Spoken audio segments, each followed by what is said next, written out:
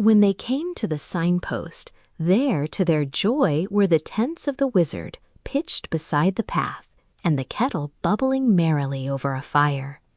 The Shaggy Man and Omby were gathering firewood, while Uncle Henry and Aunt Em sat in their camp chairs talking with the wizard. They all ran forward to greet Dorothy as she approached, and Aunt Em exclaimed, "Goodness gracious, child, where have you been?" "You've played hooky the whole day," added the Shaggy Man reproachfully. "Well, you see, I've been lost," explained the little girl, "and I've tried awful hard to find the way back to you, but just couldn't do it." "Did you wander in the forest all day?" asked Uncle Henry. "You must be almost starved," said Aunt Em. "No," said Dorothy, "I'm not hungry. I had a wheelbarrow and a piano for breakfast and lunched with a king."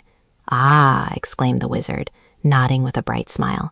"So you've been having adventures again." "She's stark crazy," cried Aunt Em. "Who ever heard of eating a wheelbarrow?" "It wasn't very big," said Dorothy, "and it had a zuzu wheel." "And I ate the crumbs," added Billina soberly. "Sit down and tell us about it," begged the wizard. "We've hunted for you all day, and at last I noticed your footsteps in this path and the tracks of Billina. We found the path by accident, and seeing it only led to 2 places, I decided you were at either one or the other of those places. So we made camp and waited for you to return. And now, Dorothy, tell us where you have been, to Bunbury or to Bunnyberry?" "Why, I've been to both," she replied, "but first I went to Utensia, which isn't on any path at all."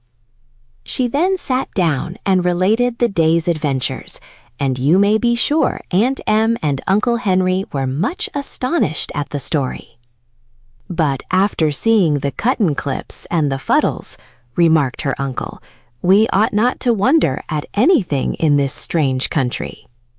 "Seems like the only common and ordinary folks here are ourselves," rejoined Aunt Em diffidently.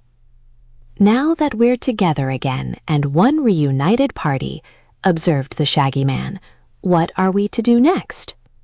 "Have some supper and a night's rest," answered the wizard promptly, "and then proceed upon our journey." "Where to?" asked the Captain General. "We haven't visited the Rigmaroles or the Flutterbudgets yet," said Dorothy. "I'd like to see them, wouldn't you?" "They don't sound very interesting," objected Aunt Em, "but perhaps they are." "And then," continued the little wizard, "we will call upon the Tin Woodman and Jack Pumpkinhead and our old friend the Scarecrow on our way home." "That will be nice," cried Dorothy eagerly. "Can't say they sound very interesting either," remarked Aunt Em. "Why, they're the best friends I have," asserted the little girl, "and you're sure to like them, Aunt Em, 'cause everybody likes them." By this time twilight was approaching, so they ate the fine supper which the wizard magically produced from the kettle, and then went to bed in the cozy tents. They were all up bright and early next morning, but Dorothy didn't venture to wander from the camp again for fear of more accidents. "Do you know where there's a road?" she asked the little man. "No, my dear," replied the wizard, "but I'll find one." After breakfast, he waved his hand toward the tents, and they became handkerchiefs again, which were at once returned to the pockets of their owners. Then they all climbed into the red wagon, and the Sawhorse inquired, "Which way?" "Never mind which way," replied the wizard. "Just go as you please, and you're sure to be right. I've enchanted the wheels of the wagon, and they will roll in the right direction, never fear." As the Sawhorse started away through the trees, Dorothy said, "If we had one of those new-fashioned airships, we could float away over the top of the forest and look down and find just the places we want." "Airship? Pah!" retorted the little man scornfully. "I hate those things, Dorothy, although they are nothing new to either you or me. I was a balloonist for many years, and once my balloon carried me to the land of Oz, and once to the Vegetable Kingdom, and once Ozma had a gump that flew all over this kingdom and had sense enough to go where it was told to, which airships won't do. The house which the cyclone brought to Oz, all the way from Kansas, with you and Toto in it, was a real airship at the time, so you see we've had plenty of experience flying with the birds." "Airships are not so bad after all," declared Dorothy. "Someday they'll fly all over the world and perhaps bring people even to the land of Oz." "I must speak to Ozma about that," said the wizard with a slight frown.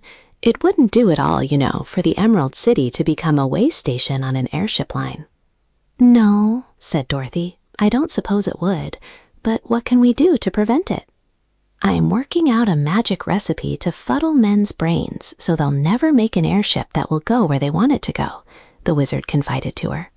"That won't keep the things from flying now and then, but it'll keep them from flying to the land of Oz." Just then the sawhorse drew the wagon out of the forest, and a beautiful landscape lay spread before the travelers' eyes. Moreover, right before them was a good road that wound away through the hills and valleys. "Now," said the wizard with evident delight, "we are on the right track again, and there is nothing more to worry about." "It's a foolish thing to take chances in a strange country," observed the Shaggy Man. "Had we kept to the roads, we never would have been lost. Roads always lead to some place, else they wouldn't be roads." "This road," added the wizard, "leads to Rigmarole Town. I'm sure of that because I enchanted the wagon wheels." Sure enough, after riding along the road for an hour or two, they entered a pretty valley where a village was nestled among the hills. The houses were munchkin-shaped, for they were all domes, with windows wider than they were high, and pretty balconies over the front doors. Aunt Em was greatly relieved to find this town neither paper nor patchwork, and the only surprising thing about it was that it was so far distant from all other towns. As the sawhorse drew the wagon into the main street, the travelers noticed that the place was filled with people, standing in groups, and seeming to be engaged in earnest conversation. So occupied with themselves were the inhabitants that they scarcely noticed the strangers at all. So the wizard stopped a boy and asked, "Is this Rigmarole Town?" "Sir," replied the boy, "if you have traveled very much, you will have noticed that every town differs from every other town in one way or another, and so by observing the methods of the people and the way they live, as well as the style of their dwelling places, it ought not to be a difficult thing to make up your mind, without the trouble of asking questions, whether the town bears the appearance of the one you intended to visit, or whether perhaps having taken a different road from the one you should have taken, you have made an error in your way and arrived at some point where—" "Land's sakes!" cried Aunt Em impatiently. "What's all this rigmarole about?" "That's it," said the wizard, laughing merrily. "It's a rigmarole, because the boy is a rigmarole, and we've come to Rigmarole Town." "Do they all talk like that?" asked Dorothy wonderingly. "He might have said yes or no and settled the question," observed Uncle Henry. "Not here," said Omby Amby. "I don't believe the rigmaroles know what yes or no means." While the boy had been talking, several other people had approached the wagon and listened intently to his speech. Then they began talking to one another in long, deliberate speeches, where many words were used but little was said. But when the strangers criticized them so frankly, one of the women, who had no one else to talk to, began an address to them, saying, "It is the easiest thing in the world for a person to say yes or no when a question that is asked for the purpose of gaining information or satisfying the curiosity of the one who has given expression to the inquiry has attracted the attention of an individual who may be competent, either from personal experience or the experience of others, to answer it with more or less correctness, or at least an attempt to satisfy the desire for information on the part of the one who has made the inquiry by—" "Dear me," exclaimed Dorothy, interrupting the speech, "I've lost all track of what you were saying." "Don't let her begin over again, for goodness sake," cried Aunt Em. But the woman did not begin again. She did not even stop talking, but went right on as she had begun, the words flowing from her mouth in a stream. "I'm quite sure that if we waited long enough and listened carefully, some of these people might be able to tell us something in time," said the wizard. "Don't let's wait," returned Dorothy. "I've heard of the rigmaroles and wondered what they were like, but now I know and I'm ready to move on." "So am I," declared Uncle Henry. "We're wasting time here." "Why, we're all ready to go," added the Shaggy Man, putting his fingers to his ears to shut out the monotonous babble of those around the wagon. So the wizard spoke to the sawhorse, who trotted nimbly through the village and soon gained the open country on the other side of it. Dorothy looked back as they rode away and noticed that the woman had not yet finished her speech, but was talking as glibly as ever, although no one was near to hear her. "If those people wrote books," Omby remarked with a smile, "it would take a whole library to say the cow jumped over the moon." "Perhaps some of 'em do write books," asserted the little wizard. "I've read a few rigmaroles that might have come from this very town." "Some of the college lecturers and ministers are certainly related to these people," observed the Shaggy Man, "and it seems to me the land of Oz is a little ahead of the United States in some of its laws.